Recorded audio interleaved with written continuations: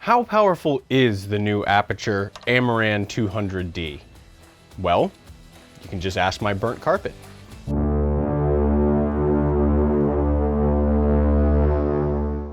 Yeah, that happened.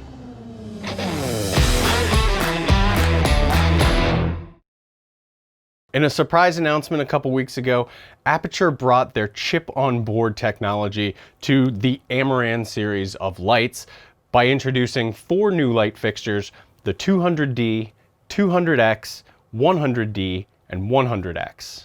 But where exactly do these lights fit into the entire Aputure lineup? How do they compete and compare to lights like the 300D Mark II and the 120D Mark II? And what makes them part of the Amaran series as opposed to the Lightstorm series? Well, today we're going to take a look at all of that. So as always, before we begin, I want to put the disclaimer out there that Aputure did send me this 200D to try out and review, but they are not sponsoring this video. And as always, I can say whatever I want. Yes, the print on my shirt is crooked. I don't care. And now you can't unsee it. So when the team at Aputure reached out to me and asked me which of these lights I'd be interested in taking a look at, I opted for the 200D. Now, the 100D is a very interesting light, and it is pretty awesome that they do have bicolor models of each of these as well, but I'm really interested in seeing what kind of max power output they're bringing to the Amaran series, and I figured the best light to do that was the 200D. Being that it's a single color temperature daylight light, and single color temperature lights tend to have more output than their bicolor versions. But before we get into measuring that power, let's take a look at the fixture itself, because it definitely has a lot of differences from its Lightstorm cousins. The 200D is similar in size to the 120D Mark II fixture while being a little bit smaller. We have a body with airflow vents on top and bottom, and fans on the inside, and the familiar Bowens mount up front with that COB chip. However, unlike the metal 120D2 and other Lightstorm lights, the Amaran bodies are made of a durable plastic in this gray color. The Amarans also do not have a yoke like we're used to seeing in the Lightstorm series. Instead, they have a 5/8 receiver and an elbow that can tighten using this knob on the side. Now, this knob doesn't pull out and ratchet, but it's actually been designed to clear the body on a full rotation, so that's not actually necessary. This joint can be tightened quite strongly and can handle the weight of larger modifiers like the new Lightdome SE without any sagging and slipping. There's also an umbrella slot in the receiver. Some of the biggest differences are found in powering and control options. The Amaran COB lights do not have a detached control box like the Lightstorms, but instead have an LCD screen and controls directly on the fixture itself. On my 200D, the control knob rotates to control brightness and also clicks in to quickly adjust the output by 20% increments. For the first time in a while, you're not going to find one of these included with your Aputure light. Instead of using 2.4 gigahertz control, the 200D and its counterparts are all capable of being controlled over Bluetooth mesh network through the Sidus Link app.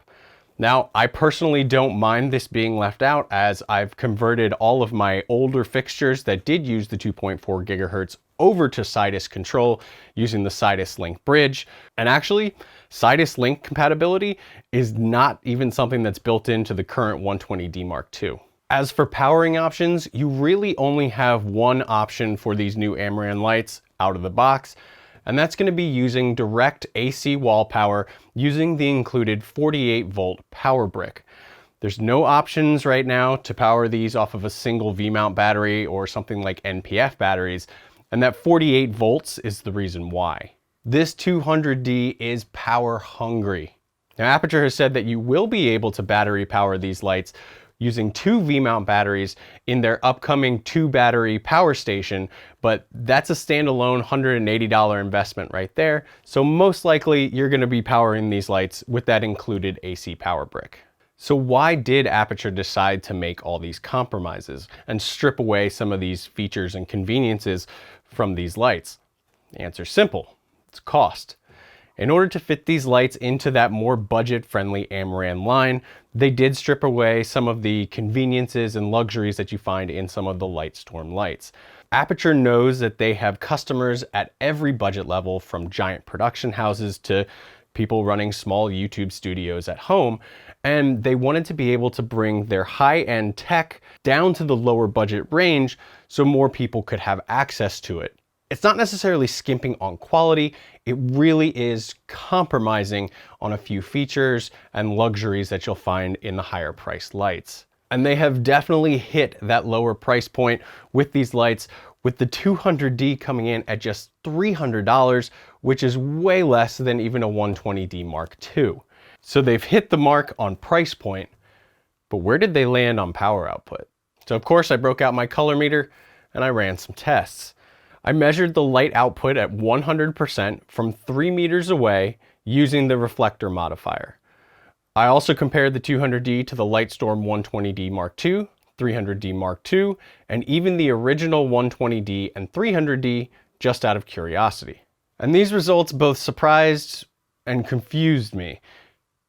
It showed that the 200D is actually brighter than the 300D Mark II, a $300 light versus a $1,000 light.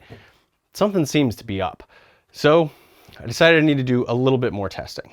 I decided to break out my Fresnel 2X attachment and run another series of tests on all the lights. And interestingly, this round of tests resulted in the 200D being less powerful than even the 120D Mark II and way behind the 300D Mark II. So these new results gave me some new suspicions. One is that it doesn't appear that the COB chip on the Amaran lights is optimized to get the full potential out of the Fresnel 2X attachment. And my second suspicion was that the 200D has a bit of a hotspot. So after remeasuring the 200D with the reflector dish, but moving further away from its focal point, I was able to confirm that it indeed has a hotspot in the middle and a big fall off as you move away from that hotspot. Meanwhile, a retest of the 300D Mark II showed it had a much more even light output as I moved away from the focal point, even beating the 200D towards the outer edges. So this explains the initial test when I was measuring right there in the center of where I had all of the lights focused. So yes, while technically the 200D was brighter in that point right in the middle, it very quickly fell off while you're getting a lot more even coverage with the 300D Mark II. Now, this was using the reflector dishes, so I decided to take my test in the opposite direction. Instead of intensifying the light with the Fresnel, I wanted to run a test softening the light with the Lightstrom SE. So I retested the 200D against the 120D Mark II and the 300D Mark II with each light using that new Lightstrom SE modifier. I installed the internal diffuser and also used the thicker level of diffusion for all of the lights. I figured testing the lights in this setup was probably the most similar to a real world situation where you might be using the light as a diffused key for an interview. And with all the lights diffused through the Lightstrom SE, I got the results I was kind of expecting, with the 200D landing right between the 120D Mark II and 300D Mark II in terms of output. So hopefully those 3 tests will kind of show you where in a realistic situation the 200D falls in terms of the entire Aputure lineup.